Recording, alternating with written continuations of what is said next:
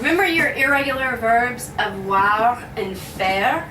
Avoir means to have, faire means to do or to make. J'ai, I have, I am having. Tu as, you have, you are having. Il, elle, on a, he, she, one has, he, she, one is having. Nous avons, we have, we are having. Vous avez, you or y'all have, y'all are having. Ils, elles ont, elles ont, they have, they are having.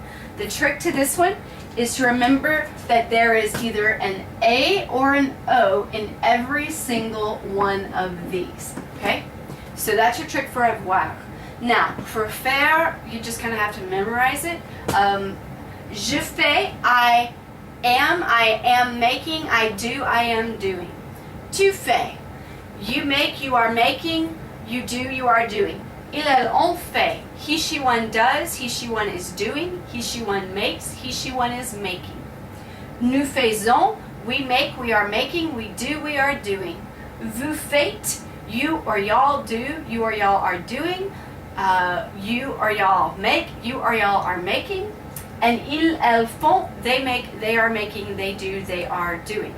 And don't forget the difference between tu and vous. Tu is the pronoun that you would use if you were just talking to somebody that you knew really well. It's kind of the, if you would use that to text them or to write them, not that that's correct, but that's kind of what you can think of with this. Now with vous, you need to think of it, yeah, it's much more formal, like you, and then you can also think of it, since it's got an S, kind of like y'all, it's plural.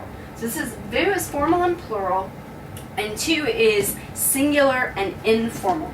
All right? So there are a lot of expressions with these as well. For instance, avoir faim means to have hunger. Avoir soif means to have thirst. If you want to say how old you are, you say j'ai however many years, right? So j'ai 17 ans. I have 17 years, okay? Then you can also use this to say j'ai mal aux dents. I have toothaches, right? J'ai mal à la tête. Literally, I have evil or badness in the head. I have a headache, right? So those are expressions that you can use with avoir. There are others. And then also, faire is one of those that you, I'm looking for my eraser, sorry. Okay. Faire is another one of those that has many expressions. So, if you remember, quel temps fait-il? This is what weather makes he, right? And remember, this uses inversion. Inversion is putting the conjugated verb before the subject pronoun with a hyphen in between it to ask a question, all right? So, and also don't forget, you have several forms of quel as well. And because this is actually an adjective, you have your masculine, feminine, singular, singular and plural way of doing this as well. And remember, temps, even though it ends in an S, is actually masculine and singular, just kind of like an irregular noun. So those are your question words for what or which. So if I wanted to say which girl, I would say quelle fille, right? If I wanted to say which boy, I would say quel garçon. If I wanted to say which boys, I would say quel garçon, but I would spell it like this. And if I wanted to say which girls, then it would be quelle fille. All right? So it's, and also look, oh, how convenient is that? They add up, right? So be aware of quelle as well. Now, the expressions with faire, obviously dealing with weather. You have il fait beau, it's beautiful.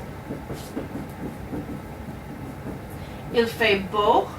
Il fait mauvais, it's nasty outside. It's ugly. It's evil. It's bad, right? Il fait du vent. It's windy. Literally, he makes of the wind, or some of the wind, right? And then he makes du soleil. Il fait du soleil, right? It's sunny outside. Il fait froid. It's cold. Il fait frais. It's chilly. It's kind of, cool. And then you have il fait chaud, which is hot. All right?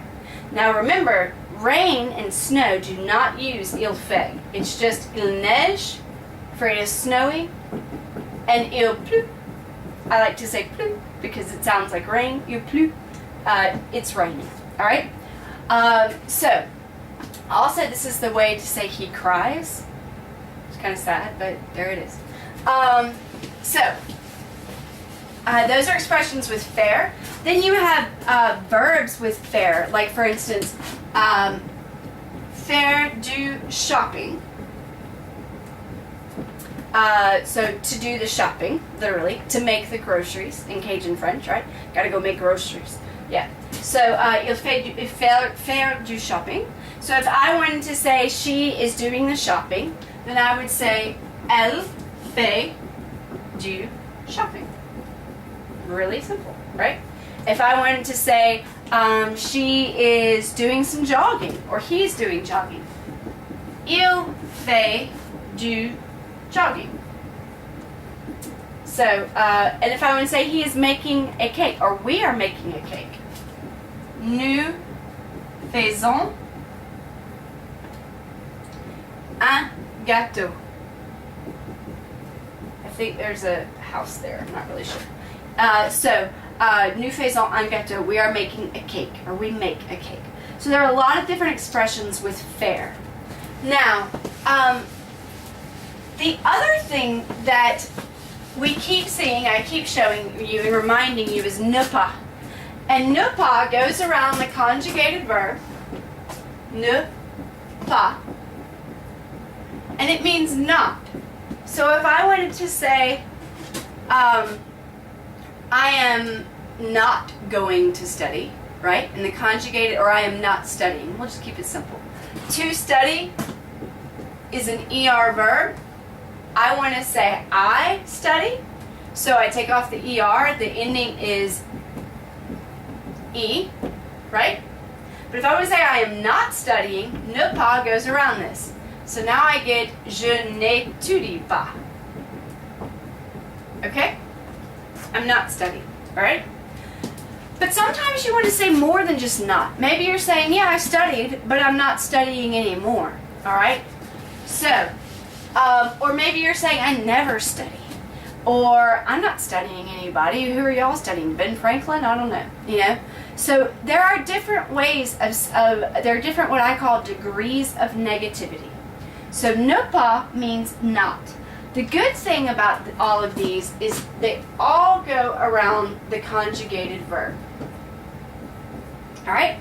So, ne jamais means never. So if I wanted to say, I never study, je n'étudie jamais. I never study. If I wanted to say, I don't study anymore, then I could say, je n'étudie plus. I don't study anymore. No more or not anymore. Okay? What if I wanted to say, what if I said I'm inviting? Let's say inviter. Inviter means to invite. So, je n'invite personne. Can you guess what this is? Ne personne. This means no one or not anybody. And then what if I wanted to say, let's go back to étudier. I'm studying nothing, right? Sometimes you feel that way. What are you studying? I don't know. Nothing, right? Ne, ooh, hello. Ne rien. rien. Ne, rien, rien. And this means nothing or not anything. Okay? So you have ne pas, ne jamais, ne plus, ne personne, and ne rien. And I believe, yes. All right, good. So, and remember your conjugated verb goes in between these. So these are degrees of negativity that you can use.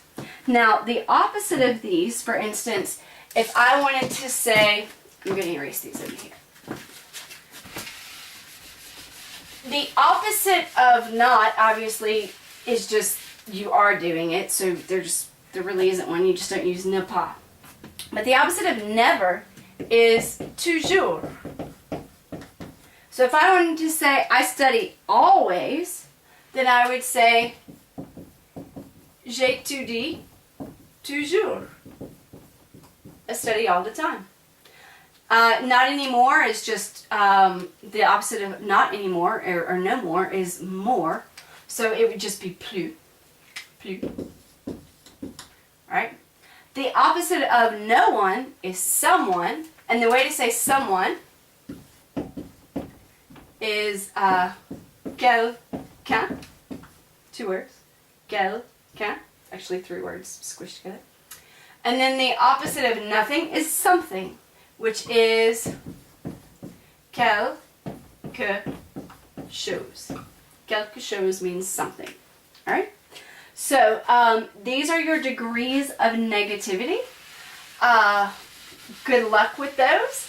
And I think we're good on that. Bonne chance.